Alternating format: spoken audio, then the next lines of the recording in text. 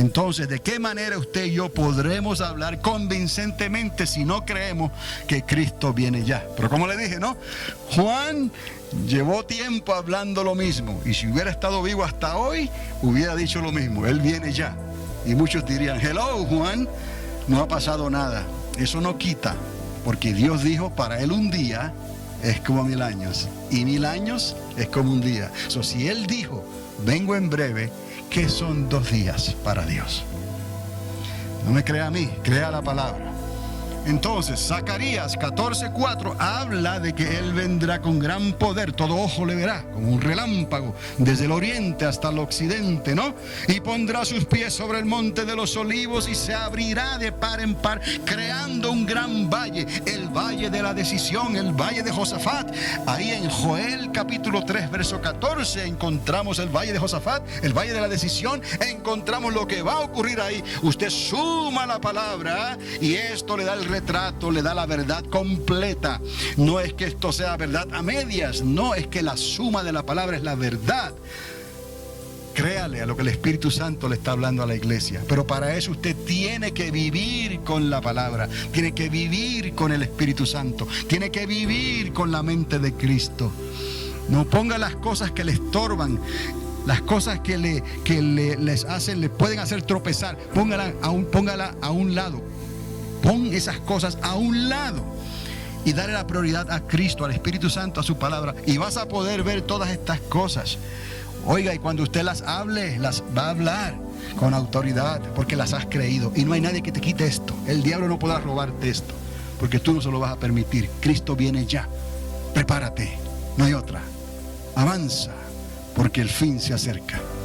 Entonces, vemos aquí Zacarías estableció el regreso de Cristo. Joel 3:14 establece la decisión que se va a tomar aquí para traer y reunir a las naciones de la tierra que se levantaron contra Jerusalén, llevarlas a un lugar que se llama el Valle de Jezreel, o el lugar que en hebreo se llama Armagedón. Y es esta área que está aquí, parece un campo de tiro, ¿no? Esa área amarilla es una área extensa. Los que hemos estado en Israel, ¿se acuerdan? Les apuntamos allí y vimos todo esto desde lejos. Ahí se van a reunir todas estas naciones. Pero mire cómo va a trabajar esto. El Rey de Reyes, Capitán de Capitanes, no, Él los va a llevar a este lugar. Para entonces, en este lugar, esta profecía de Zacarías 14:12 habla de que sus ojos se van a desintegrar, que la lengua dentro de sus bocas se va a desintegrar, se va a derretir, estando de pie. Ellos estando de pie, y lo único que hasta ahorita puede ocasionar algo tan trágico es el efecto de una explosión nuclear, porque ya lo vimos en Nagasaki, en Hiroshima, las fotos que hay de sombras de personas que estaban sobre el cemento, y la foto de antes hay un cuerpo vivo, y la foto de después ni siquiera hay cuerpo, ni siquiera hay huesos, ni siquiera hay nada, solo una sombra de donde estaba esa persona, porque la radiación fue tan fuerte que los desintegró completamente. Entonces, cuando leemos esas profecías de Zacarías 14:12, lo único que puede hacer un daño tan terrible es una explosión nuclear. Eso no quita que puede haber un conflicto donde se utilicen armas nucleares y biológicas. De hecho, ya hemos hablado de que se tardarán 7 años en limpiar la tierra. ¿Recuerdan? Hablamos antes de comenzar el milenio a todo dar. Va a haber un periodo de 7 años de limpieza, de tratando la tierra, quemando los armamentos y haciendo utensilios para cultivar la tierra.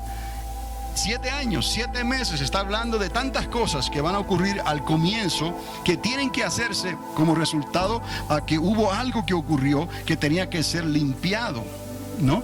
Y restaurado para poder entonces entrar en ese glorioso milenio. Recuerde, Cristo va a estar aquí con nosotros, capitán, desde sus oficinas centrales en Jerusalén. Amén. Y vamos a tener a los apóstoles sentados en 12 tronos. Comience a creer esto ya. Parece un cuento de niños, porque así nos tiene la sociedad, en cierta forma, la cultura, ¿no? Pero comience a creer. Él va a estar en Jerusalén, va a tener ahí su trono, y van a haber 12 tronos, y ahí estarán los 12 apóstoles. Sí, Pedro va a estar ahí, están todos ellos. y van a estar juzgando a las tribus de Israel. Van a estar, ¿recuerdan los 12,000 que fueron separados de la grande tribulación? Esos 12,000 que fueron sacrificados también durante ese tiempo. Ellos resucitarán y estarán sirviendo entonces durante el milenio. Hay una gran expectativa a lo que va a ocurrir. Pero antes de que ocurra esto, se establezca el milenio, esto tiene que suceder. Ahora, quiero que se fije aquí, por favor, aquí hacia abajo, hacia el Monte de los Olivos. Quiero hacer un comentario nada más breve sobre esto. Que el Monte de los Olivos se va a abrir de par en par, dice la Biblia, ¿no? Entonces, ese grande valle va a continuar hacia el sur, lo dice la Biblia, hacia la tierra de Asal. Y muchos tratan de definir qué tierra, qué lugar es ese Asal. Bueno, Asal, ese lugar, muchos lo definen como el Gehenna, como donde se identifica el infierno en los tiempos de nuestro Señor Jesucristo, el Gehenna. Pero si usted se da cuenta, ese valle que se forma sigue hacia el sur y apunta hacia una pequeña ciudad que no se menciona mucho en la Biblia, cuyo nombre es Belén.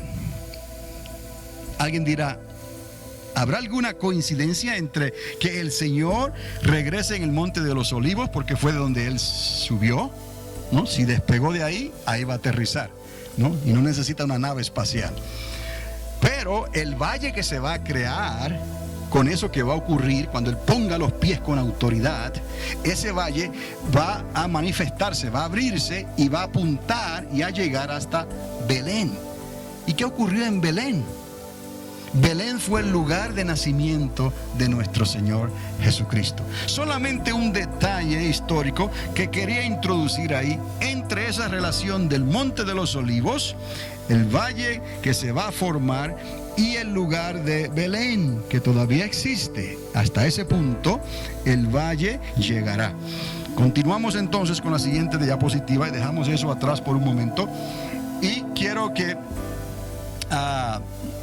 recuerde algo que yo les dije sobre Gog y Magog. ¿Por qué es importante considerar a Gog y Magog? Porque parece ser, óigame, que la alianza de Gog tomará parte antes y al final del milenio. ¿Ok? Hablamos sobre esto, que la alianza de Gog y Magog se manifiesta en los tiempos finales de la última semana, en los tiempos del anticristo, ya en los tiempos finales de esa semana.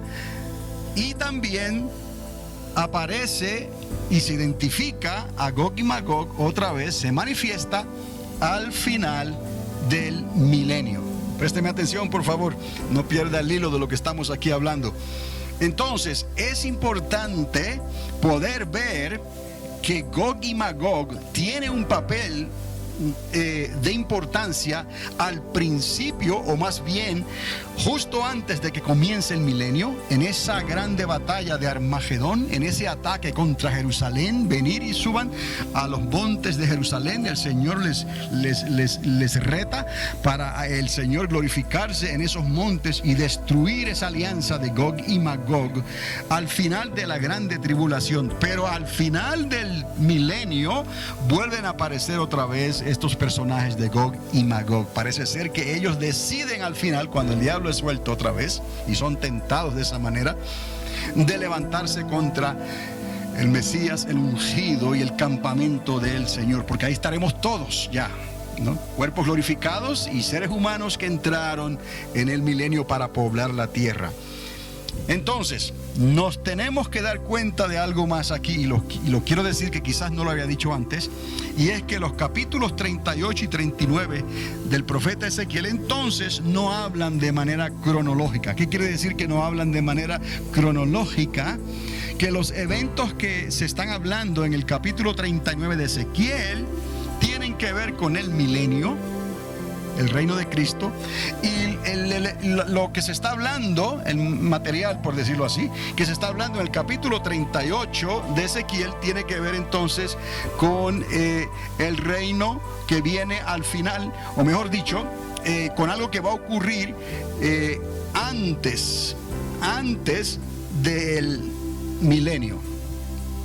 Porque si lo seguimos cronológicamente, el capítulo 39 ocurre primero y el 38 ocurre después.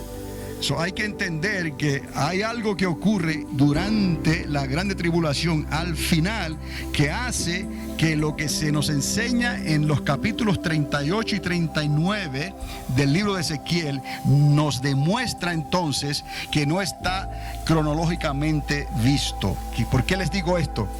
Si me puede entender con esto que le acabo de decir, es que cuando esto fue escrito, no habían capítulos, no había capítulos 36, ni 37, ni 38, ni 39 en los profetas.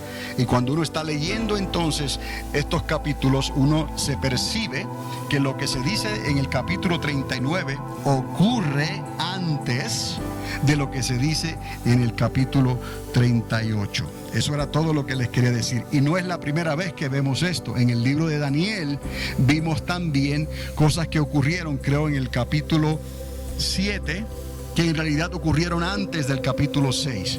Entonces, no están vistos cronológicamente. Solo quería hacer esa aclaración, porque lo podemos ver cuando estudiamos el capítulo 38 y 39 de Ezequiel.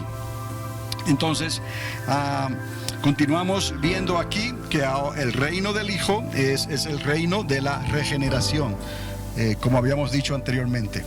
Ahora, continuando aquí con los 70 años que habíamos mencionado anteriormente, y esto es importante, después de los 70 años, ¿qué? Muy bien podría tener un enfoque doble. Esto es lo que esto de los 70 años puede significar para nosotros. Recuerde, no se le olvida al pueblo de Dios que Israel ya estuvo en cautiverio por 70 años, como si Dios se hubiese olvidado de ellos. ¿Ok? Muy bien, esto pudiera tener un enfoque doble, como ya lo hemos visto anteriormente. Los 70 del cautiverio y los 70 de hoy en su nacimiento histórico. ¿Qué quiere decir esto? Que Israel estuvo 70 años en cautiverio, como hemos dicho, pero Israel también va a cumplir 70 años desde que fue restaurado, restablecido otra vez en la tierra. ¿Recuerdan? Los trajeron a su tierra para cultivarla y para vivir de ella, y apenas han ocurrido unos 64 años. Bien pudiéramos estar viendo aquí que esos 70 años de hoy, que se cumplen ya en unos 3 años más o menos, pudieran ser muy significativos en estos tiempos proféticos que estamos viviendo. Ahora, quiero presentarles en el tiempo que nos queda, porque hay 8 visiones en el libro de Zacarías que hablan sobre la regeneración. Y ahí les cambié el título: las 8 visiones de Zacarías en la regeneración. Y queremos verla una por una. No son muy complicadas, pero es necesario que usted por lo menos se familiarice con esas 8 visiones para que las pueda aplicar y verlas durante ese milenio o ese tiempo de regeneración. La primera visión habla: se despierta el celo del Señor por su pueblo después de 70 años. Entonces, no es que yo estoy tratando de esforzarle a ustedes o a los que están viendo por el internet que estos 70 años tienen que ser significativos. Es que Dios establece estos 70 años y salen a relucir en las profecías. Entonces tenemos que aceptar que Israel ya estuvo 70 años en el cautiverio, porque eso es histórico. Y tenemos que aceptar también que Israel está a punto de cumplir 70 años ahora otra vez. Desde el 1948 para acá, ella está a punto de cumplir ya, obviamente, unos 70 años de edad. ¿Qué tiene que ver esos 70 años? Después de 70 años, ¿qué es lo que Dios hizo? ¿Qué es lo que Dios va a hacer? Pues puede ser una profecía de enfoque doble, como les dije. Y se estrecha un cordel de medir. Se despierta el Señor, el celo de Jehová, después de los 70 años, y se estrecha un cordel de medir, de construcción, sobre Jerusalén. En esa profecía, algunos estarán familiarizados con esos cordones para medir, ¿no?, que se utilizan en la construcción cuando se va a establecer el fundamento, la base de algo. Se toma una referencia aquí, se toma otra referencia allá, se traza un cordel con una plomada tal vez para que todo quede recto y se hace una marca. Se está utilizando un cordón o un cordel de medir. Y esto tiene que ver con construcción. ¿Está conmigo? Ok. Esa fue la primera visión. Él vio esto. La segunda visión que Zacarías ve es que el Señor trae a 4 artesanos para destruir la alianza que se levantó contra Israel, de los 4 reinos que se levantaron contra ella para destruirla. Y esto ocurrió al final de la grande tribulación. Muy bien pudiera estar hablando de ese octavo rey, el anticristo, de la alianza de los ismaelitas. ¿Y de quién más? Gog y Magog. Y ahí están incluidos los persas, los de Irán, el Islam y todo ese grupo de personas y familias, que muchos de ellos son descendientes de Abraham también, por Ismael, que hasta el día de hoy quieren la destrucción de Israel. Lo digan públicamente o no lo digan, es lo que se ha dado a demostrar. No quieren llegar a ninguna concesión, a ningún tratado de paz verdadero, justo con la nación de Israel. Entonces, en esa segunda visión, él ve que el Señor envía a 4 artesanos para destruir esa alianza de esos 4 reinos, antes de entrar en la siguiente etapa en su visión. Vimos la primera visión, el cordón del constructor, del que construye, ¿no? Y ahora en la segunda visión estamos viendo unos artesanos que vienen a destruir una alianza que se había levantado para destruir a Jerusalén y al pueblo de Dios. Entonces, en la tercera visión se dibujan los planos de la ciudad. Y he aquí algo importante también. Está siguiendo el hilo de esto. En la primera visión se está observando el lugar donde se va a construir la ciudad, ¿no? En la segunda visión se destruyen a los enemigos que querían destruir la ciudad. En la tercera visión se dibujan los planos de la ciudad. Y todo esto está en el libro de Zacarías. Son unos 14 capítulos, si no me equivoco. Entonces, se dibujan los planes de la ciudad sin muros esta vez. Entonces, tenemos que entender esto, que durante el milenio o la regeneración, la ciudad de Jerusalén será habitada confiadamente y sin muros. No habrá murallas. La cuarta visión. En la cuarta visión vemos, o él ve, la restauración del sacerdocio levítico, Josué. Pero el diablo aparece, oiga, para acusarle, porque una de sus funciones principales es la de acusador.